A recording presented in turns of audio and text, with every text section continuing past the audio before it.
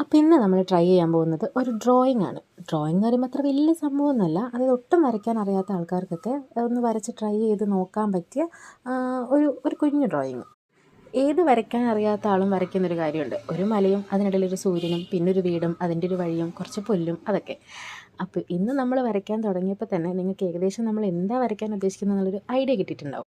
അതെ, നമ്മളൊരു മരമാണ് വരയ്ക്കാൻ പോകുന്നത്. അയ്യേ മരമോ എന്ന് വിചാരിക്കേണ്ട, കാരണം മരം പോലും വരയ്ക്കാൻ അറിയാത്ത ആൾക്കാരുണ്ടല്ലോ. അപ്പോൾ അങ്ങനെയുള്ള ആൾക്കാർക്ക് എങ്ങനെ അതൊന്ന് സിമ്പിളായിട്ട് വരച്ചെടുക്കാം എന്നൊന്ന് നോക്കാം. ഞാനും അത്ര വരയ്ക്കാൻ അറിയുന്ന ആളൊന്നുമല്ല, പക്ഷേ നമുക്ക് സിമ്പിളായിട്ട് ചെയ്യാൻ പറ്റുന്നൊരു കാര്യമാകുമ്പോൾ നമുക്കത് ഒന്ന് ട്രൈ ചെയ്ത് നോക്കുന്നതുകൊണ്ട് കുഴപ്പമൊന്നുമില്ലല്ലോ. അപ്പോൾ ഫസ്റ്റ് സ്റ്റെപ്പ് എന്ന് പറയുന്നത് ഈ ഒരു മരത്തിൻ്റെ ആ തടിഭാഗം വരയ്ക്കലാണ്. അപ്പോൾ അത് ഏകദേശം സിമ്പിളായിട്ട് കഴിയും. പിന്നെ ഉള്ളത് ഈ ചില്ലകൾ, അത് ജസ്റ്റ് ഇറഗുലറായിട്ട് വരച്ചിട്ട് നമുക്ക് ചെയ്യാവുന്നതേ ഉള്ളൂ. പിന്നെ ഉള്ളത് ഈ വേരിൻ്റെ ഭാഗം, അതായത് ഈ മരം നിൽക്കുന്ന ആ ഒരു ഷേപ്പ് ഉണ്ടല്ലോ അത്. അപ്പോൾ വേര് വരയ്ക്കാൻ നിങ്ങൾക്ക് അറിയില്ലെങ്കിൽ മരത്തിൻ്റെ താഴെ ഒരു ഒരു ലൈൻ അങ്ങ് വരച്ചിട്ട് ഒരു പുല്ലൊക്കെ വരച്ചു കൊടുത്താൽ ഒരു മരം പുല്ലിൻ്റെ പുറകിൽ നിൽക്കുന്ന പോലത്തെ ഒരു ഫീലൊക്കെ വരും. അപ്പോൾ നമുക്കിപ്പം വേരാണ് നമ്മളിവിടെ വരച്ച് വെച്ചേക്കുന്നത്. എത്ര പെട്ടെന്ന് മരത്തിൻ്റെ ബോഡി പോർഷൻ കഴിഞ്ഞത്. ഇനി നമുക്ക് ചില്ലകൾ ഇതുപോലെ നമുക്ക് ഈ മേഘമൊക്കെ വരയ്ക്കുന്ന പോലെ ഇറഗുലറായിട്ട് ഇങ്ങനെ വേണമെങ്കിൽ വരച്ചു കൊടുക്കാം.